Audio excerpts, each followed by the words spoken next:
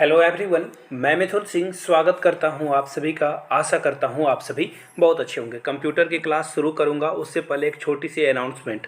आपसे मैं 3 सवाल पूछूंगा। तीनों सवाल का जो सही जवाब देंगे, जो भी लोग देंगे, अगले वीडियो में उनका नाम लिया जाएगा विथ स्क्रीनशॉट। तो चलिए, वेरी फर्स्ट क्वेश्चन आपके सामने ये रहा। www का फुल फॉर्म क्या है? नीचे कमेंट करके आपको बताना है। दूसरा सवाल आपके लिए ये रहा, आपको 2 इनपुट और 2 आउटपुट डिवाइस के नाम बताने हैं। इनपुट और आउटपुट डिवाइस क्या होते हैं, उनका एग्जाम्पल आपको दे देना है दो तो आपका आंसर कंप्लीट माना जाएगा। थर्ड क्वेश्चन आपके लिए ये रहा, अगर आपको HTTP और HTTPS में डिफरेंस करने के लिए बताया जाए, ज़्यादा सिक्योर कौन होगा, HTTP या HTTPS? दोनों में कौन सिक्योर होगा? जब आप ब्राउजिंग करते हो तो कौन सा सिक्योर होता है ज़्यादा? तो तीनों क्वेश्चन का जवाब आप लोग नीचे कमेंट बॉक्स में बताइएगा। तो चलिए, वेरी फर्स्ट क्वेश्चन के साथ हम लोग स्टार्ट करते हैं आज की क्लास। विच बटन इन MS Excel? किसकी बात हो रही है? MS Excel की बात हो रही है। जब आपको कैलकुलेट करने के लिए दिया जाए सम ऑफ सीरीज नंबर का, तो आप क्या यूज़ करोगे? कौन सा ऑप्शन का बटन आप दबाओगे? कौन सा ऑप्शन आप चूज़ करोगे? ऑटो सम का, फिल का, मर्ज का या इंसर्ट का? तो सबसे पहले यहाँ से आप एक फ़ोटो देख लीजिए।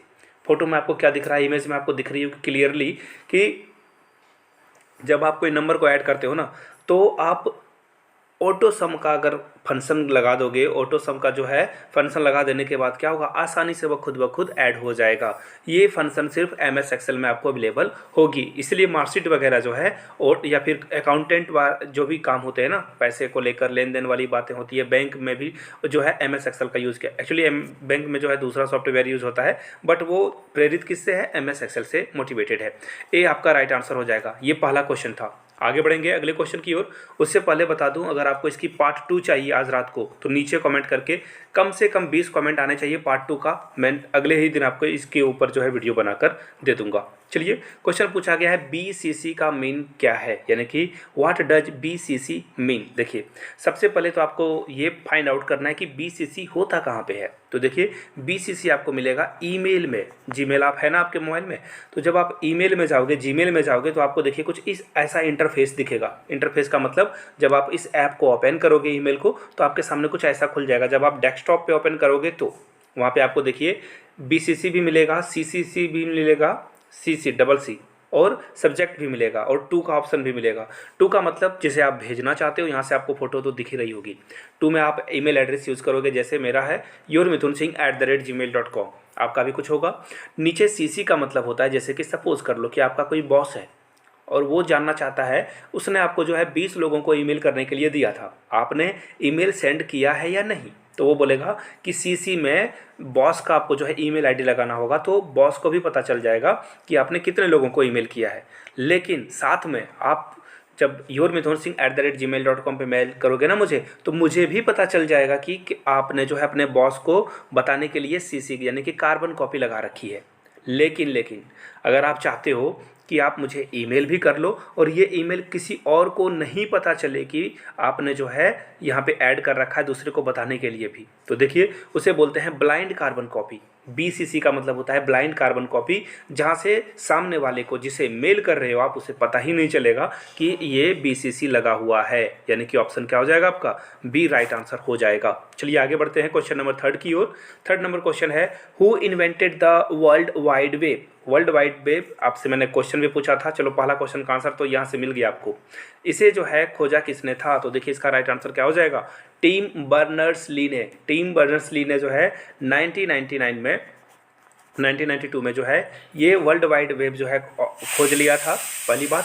दूसरी बात, इन्होंने URL का फुल फॉर्म भी खोजा था, HTML का भी फुल फॉर्म खोजा था। यहाँ से आप जो है फोटो देख पाओगे इन्होंने किस किस चीज़ों का इन्वेंशन किया है, और इन्वेंशन के साथ साथ, एक्चुअली इन्वेंशन नहीं, डिस्कवरी बोलो आप, फुल फॉर्म भी आपको दिख रहे होंगे। बहुत ही इंपॉर्टेंट क्वेश्चन है एग्जाम के पॉइंट ऑफ व्यू से। प्लीज़ पेन पेपर पे नोट डाउन कर लीजिए, और जिन्होंने नोट्स परचेज किया है वो जो है इसकी PDF मांग सकते हैं। आगे बताता हूँ आपको कुछ चीज़ें जो इंपॉर्टेंट है। 150 में आप मेरे हैंड रिटन नोट्स ले सकते हो, आखिरी समय में बहुत काम में आएगा ये NBS के लिए। शॉर्ट टर्म में ये जो है काम में आपके आ जाएगा, पहली बात। दूसरी बात, अगर आप प्रीवियस ईयर क्वेश्चन पेपर लेना चाहते हो तो 99 में आपको previous year question paper available करा दिया जाएगा। यहाँ से मेरी email ID देख लो, yourmithunSingh@gmail.com पे मेल कर लीजिए, और BCC मत लगा देना ताकि किसी को पता चल जाए। खैर कोई बात नहीं, आप लगा सकते हो, आपकी मर्जी। आगे बढ़ेंगे अगले क्वेश्चन की ओर। What is the full form of internet? Internet का फुल फॉर्म क्या है? तो देखिए इंटरनेट का फुल फॉर्म क्या होगा, यहाँ पे देखिए, अगर आप पहले के साथ जा रहे थे तो भी गलत हो गया आप, इंटरनेट नेटवर्क के साथ जा रहे थे तो भी गलत हो गया आप, चौथा यानी कि इंटरनेशनल नेटवर्क के साथ जा रहे थे तो भी आप गलत हो गए। सही आंसर क्या है? Interconnected network. क्या है? Interconnected network. फुल फॉर्म यही है, याद रख लीजिए आप, बहुत बार एग्जाम में पूछा जाता है।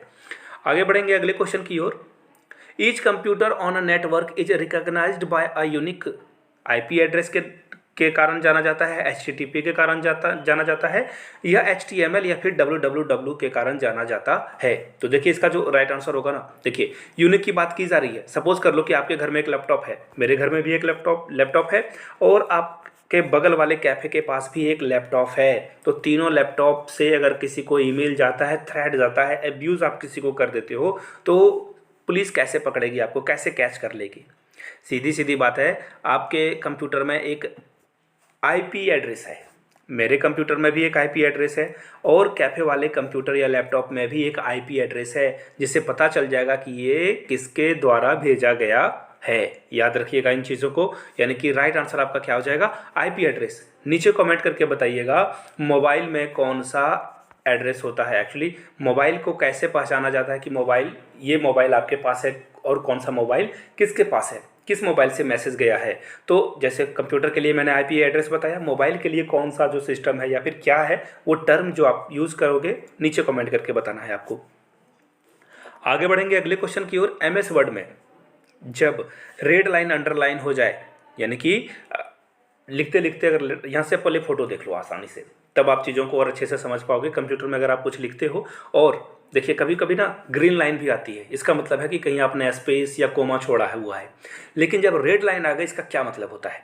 इसका मतलब क्या होता है? Spelling and grammatical method mistake no, grammatical mistake no. इसका राइट आंसर क्या हो जाएगा? अगर आपने स्पेलिंग मिस्टेक कर दी है तो रेड लाइन आपके सामने आ जाएगा, यानी कि ऑप्शन ए आपका क्या होगा? करेक्ट हो जाएगा। चलिए आगे बढ़ते हैं अगले क्वेश्चन की ओर।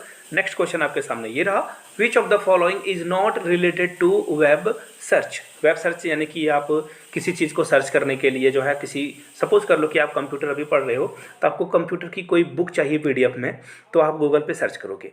तो राइट आंसर, ये तो सर्च ऑप्शन है ना गूगल, पता ही है सबको।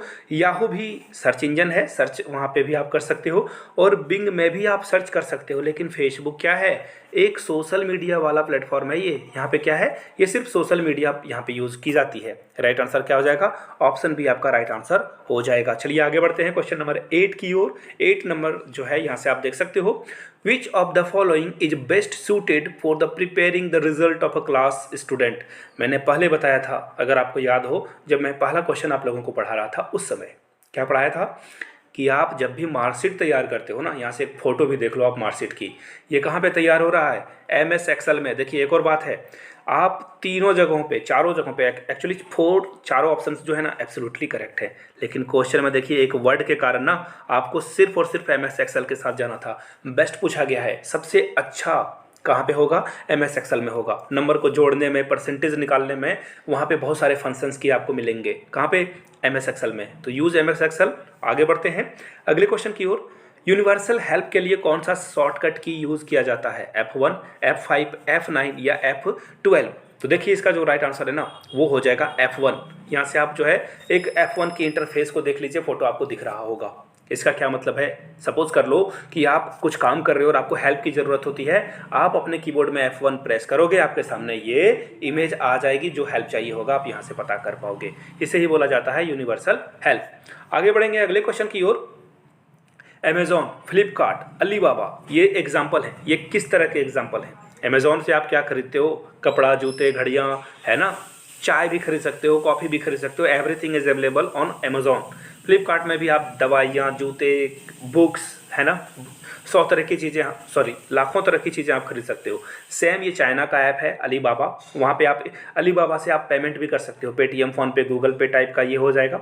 शॉपिंग भी कर सकते हो और सोशल मीडिया ऐप भी है ये। तो कुल मिलाकर बात ये हो गया कि तीनों में अगर एक सिमिलैरिटी ढूंढी जाए ना तो क्या मिलेगा? वो तीनों ऐप ई कॉमर्स हैं। ई कॉमर्स वेबसाइट उसे बोला जाता है जहाँ पे आप किसी चीज़ को जो है खरीद सकते हो, ऑनलाइन परचेस कर सकते हो। तो ऑप्शन सी आपका क्या होगा, करेक्ट आंसर हो जाएगा। क्लास कैसी लगी नीचे कमेंट करके ज़रूर बताइएगा, आपका फीडबैक बहुत इंपॉर्टेंट है। अच्छा लगा हो तो अच्छी बातें लिखिए, बुरा लगा हो तो बुरी बातें लिखिए, ताकि हम आपके फीडबैक से समझ सकें और आगे बढ़ सकें।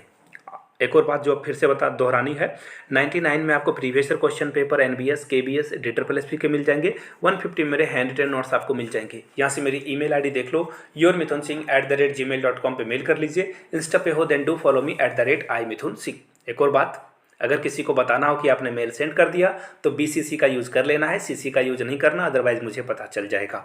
वीडियो को यहाँ तक देखने के लिए आपका बहुत बहुत शुक्रिया। Have a good day.